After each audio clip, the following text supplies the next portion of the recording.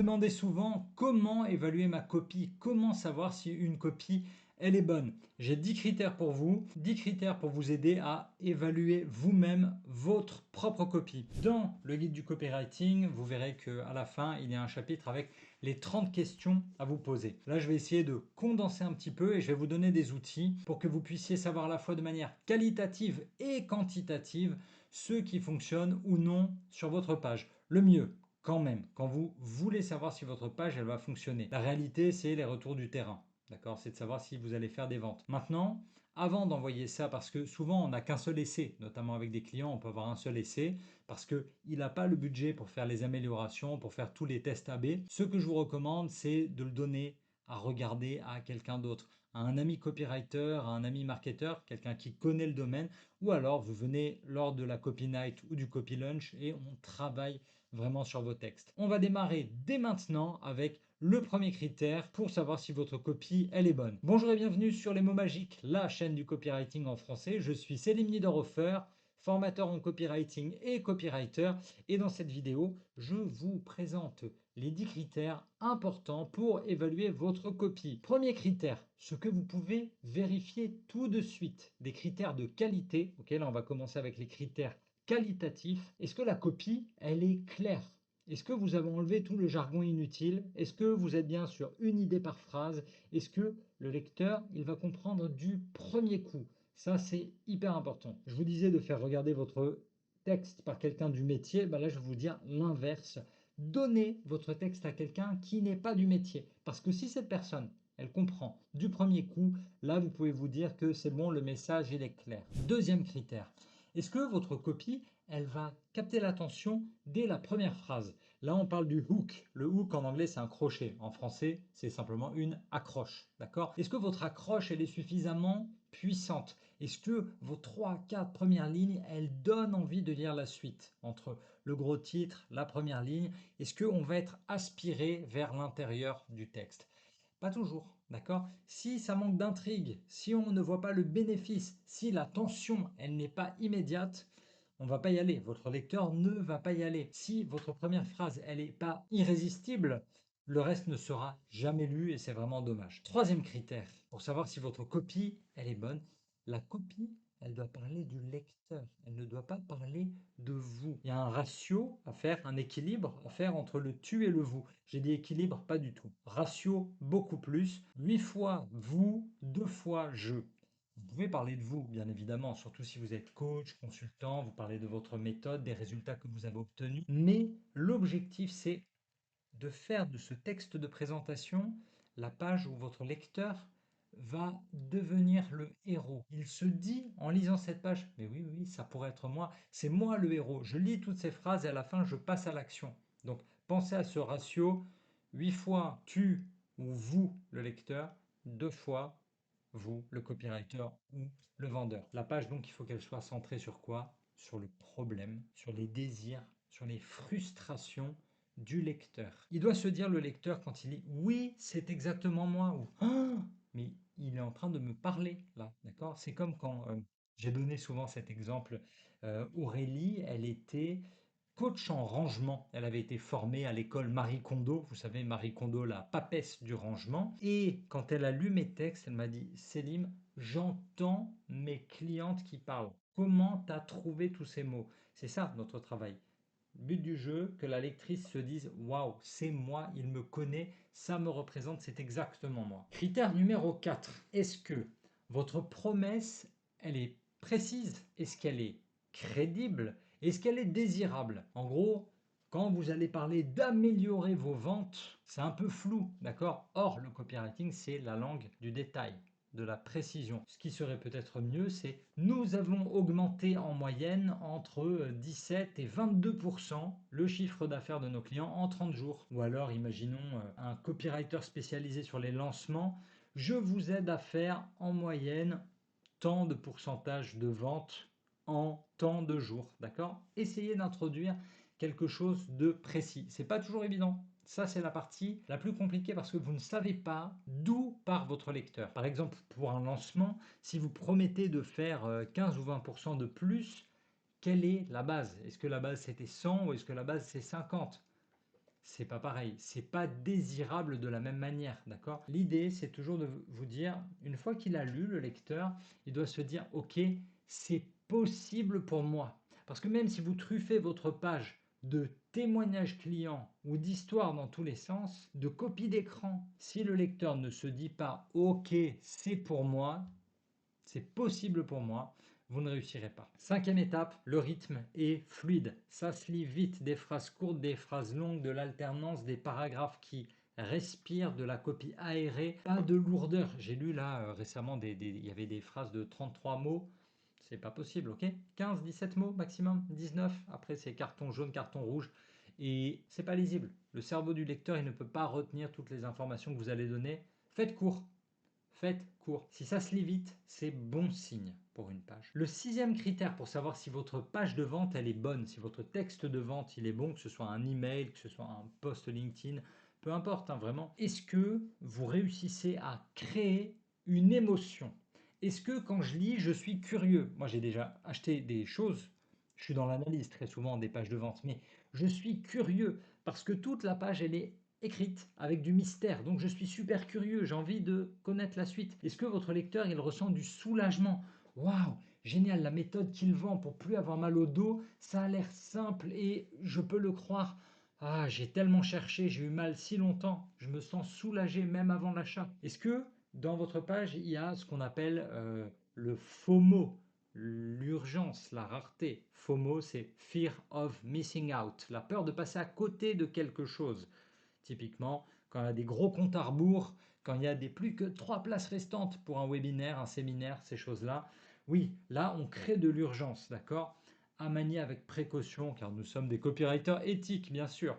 Hihi. Désir. Est-ce que j'ai lu tout un texte et je me suis ennuyé en tant que lecteur? Est-ce que j'ai lu tout un texte et je me dis, ouais, bof? Est-ce que je lis tout un texte et je me dis, ouais, et alors? Si c'est ça les réactions que produit votre texte, vous n'y êtes pas. Vous n'avez pas réussi à provoquer le désir, l'envie. Ok, il n'a pas envie d'acheter, le lecteur, si votre texte était juste logique ou informatif. Je fais souvent ce geste de plat. Si votre texte il était plat, moi ce que je vise en tant que copywriter, en tant que formateur en copywriting, c'est vous apprendre à injecter des doses d'émotion, des mots magiques qui vont stimuler le désir et surtout, waouh, faire vraiment des montagnes russes. Je veux, ah, j'ai peur, je le veux, ah, j'ai vraiment peur, je veux pas y retourner. Ok, c'est ça, créer du désir. Un bon copywriter, il fait ressentir. C'est pas juste comprendre. Vous ne visez pas que la tête, vous visez aussi le cœur. Dernier point, hyper important que je vois parfois oublié. Vraiment. On dit quoi? On dit qu'un copywriter, c'est un vendeur avec un stylo. Quand vous lisez les livres de Michael Aguilar sur la vente, il y en a des très bons sur les objections. Donc, une bonne copie, qu'est-ce que ça fait? Ça répond aux objections. Vous devez penser dans tout votre texte, est-ce que j'ai anticipé l'objection trop cher? Est-ce que j'ai anticipé l'objection pas pour moi? Est-ce que j'ai anticipé l'objection j'ai déjà essayé, ça n'a pas marché? La bonne copie, en fait, c'est un dialogue silencieux que votre texte doit avoir avec le lecteur. Le lecteur, lui, il est très très actif et vous, en fait, vous devez être actif en amont. Vous devez vous poser toutes les questions. Et pour ça, il n'y a pas de magie, il n'y a pas de miracle, c'est la recherche et la discussion avec des prospects, avec des clients qui vont vous donner tous ces éléments. Très souvent, moi, mes FAQ, elles sont, je ne vais pas dire qu'elles sont plates, mais juste elles répondent point par point aux questions que se posent les prospects. Ok? Le mieux, c'est que dans une copie, vous anticipiez les blocages et les objections, que vous apportiez les réponses avant même que l'objection elle arrive. Ça, c'est du métier, bien évidemment. Maintenant, il va nous rester 3 critères pour évaluer si votre copie est bonne. Ces 3 critères, cette fois-ci, ils sont quantitatifs. Ça veut dire des chiffres, c'est mesurable. Parce que tout ce qu'on vient de voir là, on était dans le qualitatif, dans le ressenti. Ok, c'est très très dur de savoir si vraiment c'est bon ou pas, de donner, d'évaluer la qualité d'une copie. Alors qu'avec des critères quantitatifs, vraiment, on ne peut pas se rater parce que c'est ce que les chiffres vous disent. Critère numéro 8, vraiment, c'est le taux de conversion. Là, c'est le critère ultime pour évaluer la qualité d'une copie selon le format. Allez, si je vous donne des chiffres à la louche, une page de vente, ça doit convertir entre 1 à 5% pour un débutant. C'est normal, d'accord? C'est un taux normal. Certaines de vos pages qui seront beaucoup mieux ciblées que vous aurez teasé bien en avant sur un lancement, vous pourrez monter à des taux jusqu'à 10, jusqu'à 12% parfois. C'est beaucoup, c'est beaucoup. Et plus vous réduisez l'échantillon, le ciblage, plus vous allez chauffer votre échantillon, plus il y a de chances que votre taux de conversion ils montent, ils sont importants. Ok. Un email, c'est quoi? Un email, c'est allez, 1 à 3% de vente, de clics à l'intérieur. Parfois, vous allez voir ouais, du 5-7%. C'est bien. Quand ça clique beaucoup dans un mail, c'est quand même un super bon signe. Et pour une landing page de type lead magnet, alors là, le but du jeu, ouais, 25-40%. Quand vous envoyez des gens télécharger une ressource gratuite, il faut vraiment, vraiment que ça télécharge. Pour vous donner une idée, quand vous allez aller télécharger le livre qui s'appelle Copywriting Cash, vous le récupérez, il est sous la vidéo. Vous allez cliquer, vous vous inscrivez à la newsletter et je vous l'envoie directement derrière. En fait, là, on a des taux qui varient entre 90 et 97%. Il y a toujours des gens qui ne vont pas aller le récupérer. Mais sur les premières interactions, surtout quand il y a quelque chose d'offert, on doit se rapprocher le plus possible des 100%. Il faut passer la barre des 90%. Sinon, il y a un truc qui cloche dans votre copie. Ok. Le taux de conversion, ça c'est la réalité. Est-ce que vous savez vendre? Un copywriter, il est évalué à sa capacité à pousser à l'action. Est-ce que vous avez poussé au clic? Est-ce que vous avez poussé à l'achat? Est-ce que vous avez poussé à l'abonnement? Tout ça, ce sont des choses ultra importantes et il n'y a pas d'excuse. C'est soit ça a marché, soit ça n'a pas marché. Il n'y a pas de qualité, je crois que, ah pourtant j'aimais bien. Non, non, les chiffres te donnent un résultat. Autre critère, critère numéro 9, il va s'agir du taux de clic. On est vraiment sur quelque chose qui s'affiche. Alors quelque chose, c'est un email, une publicité, ok. Sur un email, quand vous êtes à 2% de clics à l'intérieur des mails, on est bon, c'est très très correct, d'accord. Il y a sur des lancements, quand vous allez vraiment teaser beaucoup et que vous allez faire le mail de lancement, ça y est, ma formation est ouverte, là ça peut monter 5, 6, 7%. J'ai déjà vu des choses comme ça. Les taux les plus élevés, c'est à chaque fois qu'il y a un gain qui est promis. Participer, gagner, les jeux concours, tout ça, ça clique bien, bien évidemment. Et sur une pub, parce que c'est ça notre travail, écrire des pubs YouTube, écrire des pubs LinkedIn, Instagram, Facebook, d'accord, écrire de la pub d'une manière générale. Quand on a un taux entre 3 et 5%, c'est un bon début, d'accord. Votre call to action, il doit donner envie immédiatement. Il doit donner envie de cliquer. C'est toute la combinaison, tout ce que vous allez bosser entre le titre, le texte, l'image et le call to action. C'est tout ça qui va déterminer le succès de votre pub. Ok, donc travaillez tout ça. Le dernier point, il est assez peu traqué chez certains copywriters parce que ça nécessite un peu plus de technique cette fois-ci pour analyser. Sur une page, on va traquer le temps de lecture et le scroll. C'est-à-dire que sur une page, vous êtes en train de scroller. Si les gens ils quittent la lecture après 20% de scroll, imaginez une page de vente qui ferait 10 pages Word. Ok. S'ils s'en vont au bout de 2 pages, c'est que c'est trop faible. C'est que l'amorce, l'accroche, le hook est beaucoup trop faible. Maintenant, s'ils poussent jusqu'à 60%, 80%, c'est bon, la structure, elle tient. D'accord. C'est une analyse qui est assez simple, mais quand même puissante. Sur les blogs, on a ce taux, d'accord. On a les chiffres, temps de lecture sur chaque article grâce à Google Analytics. Ok. Sur les vidéos YouTube, par exemple, on voit à quel moment les gens s'en vont. Ça va très très vite, on perd beaucoup de monde dès l'intro d'une vidéo. Ok.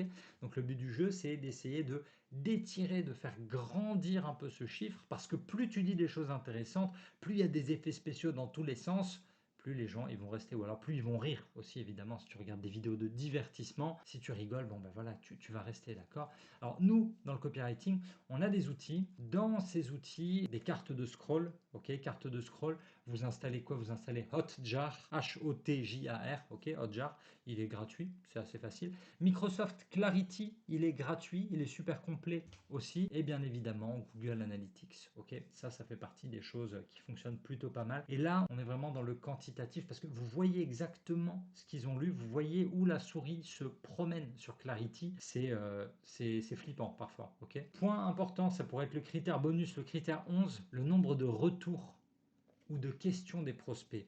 Alors, ça c'est un peu à double tranchant. C'est David Ogilvy qui disait, moi j'ai pas envie que tu me dises, waouh, ta copie est super bien écrite. Non, non, j'ai envie que tu achètes. C'est ça le but du jeu. Le taux de clic, je veux du clic, je veux de l'achat. Mais il y a aussi la possibilité de recevoir des questions. Si vos lecteurs, ils ont lu la page et qu'ensuite ils vous envoient une question, c'est plutôt pas mal. Ça veut dire qu'ils ont envie d'en savoir plus. J'aime pas trop ce dernier critère parce que pour moi, si une page elle est vraiment bien rédigée, on a répondu à toutes les questions. La réalité, c'est que parfois, en voulant répondre à toutes les questions, dans une FAQ, par exemple, vous allez faire quoi? Ben, vous allez avoir une FAQ super longue, la foire aux questions, avec tous les cas de figure.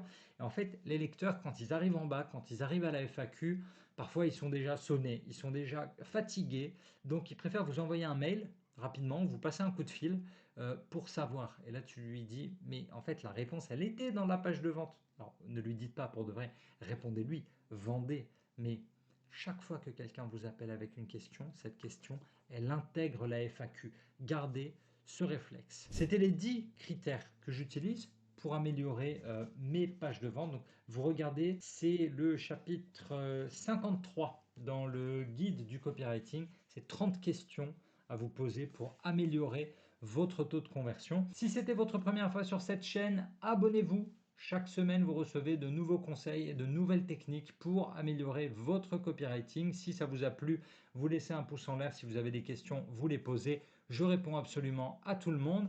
Vous n'oubliez pas de télécharger le livre que je vous offre, Copywriting Cash, les 10 secrets des pros pour faire vos premiers euros. Et on se retrouve dès la semaine prochaine pour de nouveaux conseils en copywriting. D'ici là, n'oubliez pas, votre histoire, c'est à vous de l'écrire.